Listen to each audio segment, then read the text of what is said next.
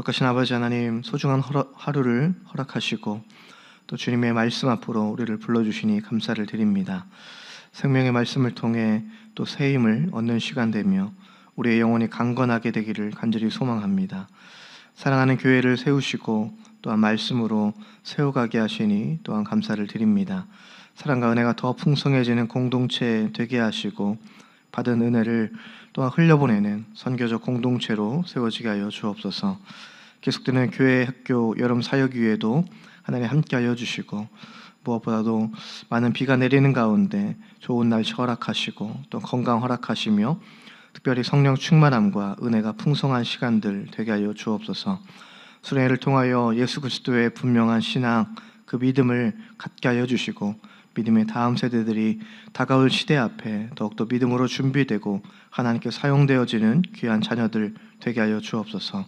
각 기관들, 부서들 또한 하나 되게 하시고 서로를 존귀하게 여김으로 맡겨진 사역들을 기쁨과 감사로 감당하게 하시고 이제 하프타임을 지나 남은 하반기 모든 사역들 또한 부흥과 영적인 열매들이 많이 맺어지게 인도하여 주옵소서.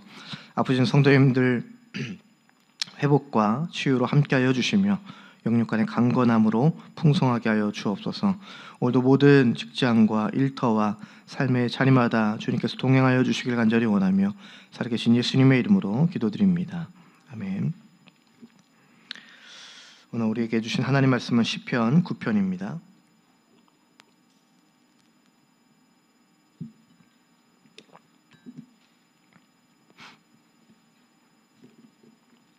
시편 9편의 말씀을 한 절씩 교독하겠습니다.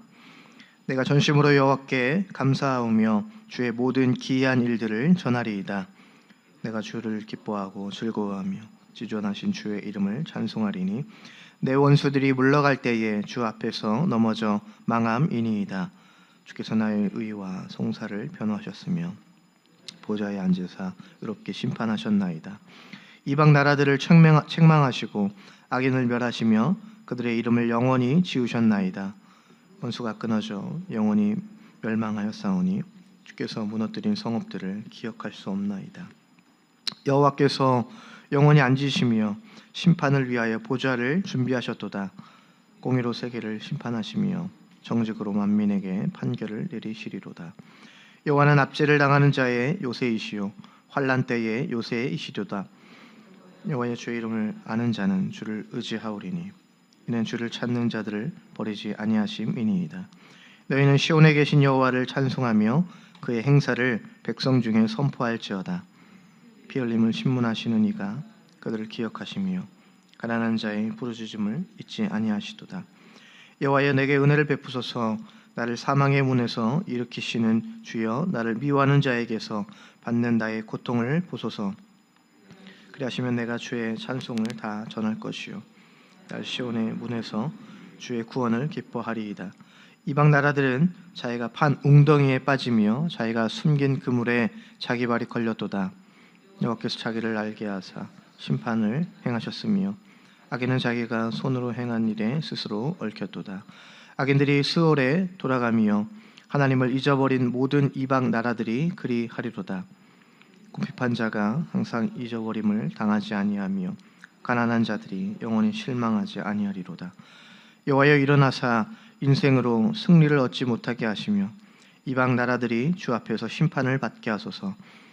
여호와여 그들을 두렵게 하시며 이방 나라들이 지키는 인생일 뿐인 줄 알게 하소서. 아멘. 오늘도 주와 동행하는 믿음의 하루 되시길 주 이름으로 축복합니다. 우리는 살아가면서 이해할 수 없는 일들을 우리가 자주 경험하게 됩니다. 정직한 사람이 때로는 손해를 보기도 하고 또 악한 사람이 정말 잘 살고 또 형통하는 것들도 우리가 볼 때가 있죠. 억울한 일을 당합니다. 그리고 때로는 기도해도 하나님이 침묵하시는 것처럼 우리가 느껴질 때가 있다라는 거예요. 참 이해할 수 없고 받아들이기 어려운 그런 인생을 우리가 살아가기도 하죠. 오늘 시편 9편은요 바로 그러한 현실 속에서 다윗이 드리는 하나님을 향한 그런 찬양의 내용입니다. 놀라운 건 다윗이 모든 문제가 해결된 후에 찬양하는 게 아니라 하나님께서 결국 공의롭게 다스리실 것을 믿었기 때문에 먼저 찬양하고 있다라는 거예요. 오늘 말씀을 통해서 공의의 하나님을 우리가 신뢰하는 그 믿음을 함께 배우고자 합니다. 다윗은 하나님을 먼저 찬양받으실 분임을 고백하고 있습니다. 그렇게 해서 고백합니다. 1절에서 내가 전심으로 여호와께 감사하오며 주의 모든 기이한 일들을 전하리이다. 2절에서도 내가 주를 기뻐하고 즐거워하며 지존하신 주의 이름을 찬송하겠다. 이렇게 고백합니다. 다윗은 전심으로 하나님께 감사함을 표현하고 있죠. 감사는 어떤 주어진 환경 때문에 우리가 감사할 수도 있지만요, 진짜 믿음은 환경이 아니라 우리 믿음의 선택에 있다라는 겁니다. 다윗에게도 물론 어려움이 있었습니다. 원수들이 있었고 또 생명을 위협받는 그러한 어려움 가운데 있었죠. 그런데도 그는 먼저 하나님을 바라보고 있죠. 그리고 하나님께서 행하신 그 기이한 일들, 그 일들을 전심으로 찬양하고 있습니다. 하나님께서 행하신 일들을 기억하고요, 그리고 그 기억한 것을 믿음으로 고백하고 있습니다. 우리도 신앙생활하는 가운데 우리가 자주 잊어버리는 것이 있다면 바로 하나님의 은혜이지 않을까 합니다. 현재 문제에만 우리가 바라보면 불평을 하게 됩니다. 지나온 하나님의 은혜를 그러나 우리가 기억하게 된다면 다시 한번 하나님께 감사의 고백을 할 줄로 믿습니다. 그래서 믿음은 또한 한편으로는 하나님께서 행하신 일들, 그 은혜를 기억하는 것이다 라는 거예요. 그래서 오늘도 우리는 하나님 주신 그 은혜를 우리가 기억하며 또 감사함으로 고백할 수 있는 우리가 되길 원합니다. 다윗은 이어서 하나님은 공의로 심판하시는 재판장이다 라고 이렇게 또 고백을 하죠. 4절의 말씀입니다. 주께서 나의 의와 송사를 변호하셨으며 보좌에 앉으사 의롭게 심판하셨나이다 고백합니다. 세상에는 여전히 억울한 일들이 참 많습니다. 재판을 하는 재판장도 사람이기 때문에 실수를 하게 되죠. 그러나 하나님의 재판은 결코 틀리지 않음을 우리는 오늘도 고백합니다. 그래서 다윗은 하나님 앞에서 안심할 수 있었다라고 고백을 하는 거예요. 악인이 잠시 잘 사는 것처럼, 악인이 형통하고 성공하는 것처럼 보여도 하나님께서는 결국 심판하실 것임을 믿고 있었습니다. 우리의 시간 그리고 하나님의 시간이 다르다 우리가 생각하지만요, 하나님은 가장 정확한 때에 일하시는 분인 줄로 믿습니다. 그러므로 우리가 해야 할 일은요, 복수하는 것이 아니라 하나님께 우리의 인생을 맡겨 가는 것입니다. 순간순간 내가 내 힘으로 열심히 살아가겠지만 그럼에도 불구하고 나의 인생은 하나님의 것이고 나의 모든 일터와 직장 또한 하나님의 것임을 우리가 고백하며 내 삶 전체를 내어 맡길 수 있는 그런 믿음의 고백이 있기를 원합니다. 억울함을 붙잡고 살면 우리의 마음이 병드는 것 같아요. 답답해서 때로는 잠도 안 오고 내 삶이 더 피폐해질 때가 있습니다. 하지만 우리가 하나님께 나의 인생을 내어 맡기는 순간 나의 짐은 조금 덜고 온전히 그 순간 하나님 주시는 평안이 나에게 임한다라는 거죠. 다윗은 하나님이 고난받는 자의 피난처가 되심을 고백하고 있습니다. 9절에서 여호와는 압제를 당하는 자의 요새이시고 환난 때의 요새이시다라고 고백을 합니다. 요새는 아시는 것처럼 적의 공격을 막아주는 견고한 아주 튼튼한 성을 요새라고 하죠. 우리 인생에도 피난처가 분명 필요합니다. 세상 사람들은 때로는 그 피난처를요, 돈으로 또 권력으로 인맥으로 인생의 피난처, 인생의 요새를 만드는 것 같습니다. 그러나 이런 것들은 무너지게 되어 있고 그리고 무엇보다 영원하지 않다라는 것이죠. 가까이 있던 사람들도 때로는 떠나고 나에게 그렇게 즐거움을 주었던 돈과 권력도 그 순간 사라지는 것이 된다라는 겁니다. 그래서 오직 영원한 것은 하나님이 우리의 피난처임을 오늘도 믿음으로 고백합니다. 10절에서 이렇게 고백하죠. 여호와여, 주의 이름을 아는 자는 주를 의지합니다라고 고백합니다. 여호와를 아는 자. 여기서 안다라는 것은요, 단순히 지식적으로 안다라는 것을 말하지 않습니다. 우리가 때로는 표면적으로 저 사람을 안다라고 이렇게 이야기는 하죠. 하지만 저 사람의 인생 스토리를 우리가 알지 못하면 제대로 저 사람에 대해서 우리가 안다라고 말할 수가 없죠. 그냥 이름만 알고 얼굴만 알고 단순한 정보를 안다라고 해서 우리는 그 사람에 대해서 잘 안다 말하지 않습니다. 여기서 안다라는 것은 인격적으로 하나님을 깊이 경험하는 거예요. 그래서 하나님을 우리가 지식으로 많이 아는 사람보다 하나님을 우리가 깊이 경험한 사람은 흔들리지 않는다라는 겁니다.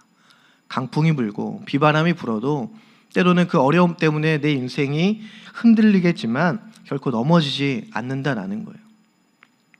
말씀을 통해, 기도를 통해, 순종을 통해 우리가 하나님을 알아가고 우리의 믿음이 견고해지기를 간절히 축복합니다. 다윗은 그렇게 기도해요. 13절에서 여호와여 내게 은혜를 베푸소서. 모든 문제가 끝난 것은 아닙니다. 다윗에게도 여전히 상황 속에 문제가 남아 있어요. 하지만 다윗은 하나님께 계속해서 나아가죠.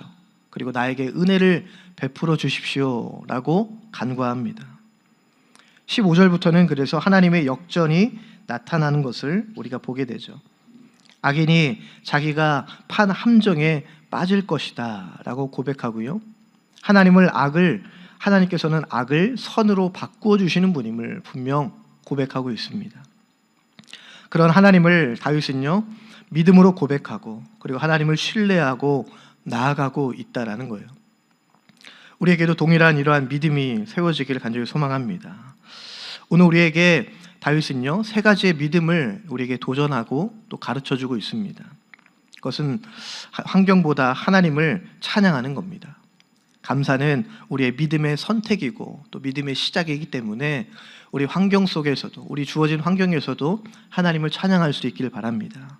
그리고 하나님은 가장 공의로운 하나님, 공의로운 재판장이시기 때문에 우리의 인생을 오늘도 우리가 하나님께 맡겼으면 좋겠습니다.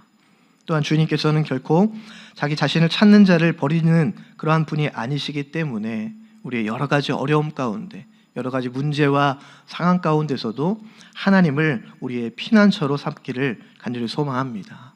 그래서 우리가 마주한 현실 앞에 우리가 함께 낙심하지 말고요, 오늘도 공의로우신 그 하나님을 신뢰하며 살아가는 저와 여러분들이 될 수 있기를 주의 이름으로 간절히 축원합니다. 기도하겠습니다. 거룩하시고 공의로우신 하나님, 세상의 어떤 불의와 또 억울함 때문에 우리가 낙심하지 않게 하시고 모든 것을 공의롭고 또 의롭게 판단하시는 하나님을 신뢰하게 하여 주옵소서.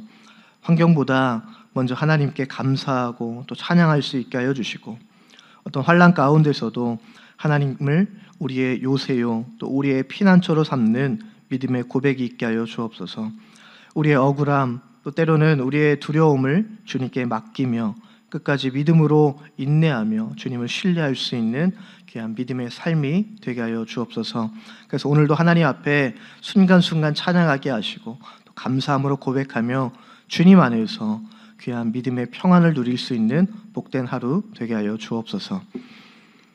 이제는 우리 주 예수 그리스도의 은혜와 크신 하나님의 사랑과 성령님의 교통하심과 인도하여 주심이, 공의로우신 하나님을 오늘도 신뢰하며 우리의 삶을 내어 맡기며 주님 안에서 평강 누리기를 다짐하는 주의 자녀들 가운데 위에, 이들의 삶과 일터와 직장과 모든 삶의 걸음 위에 영원까지 함께하여 주시기를 간절히 축원하옵나이다. 아멘.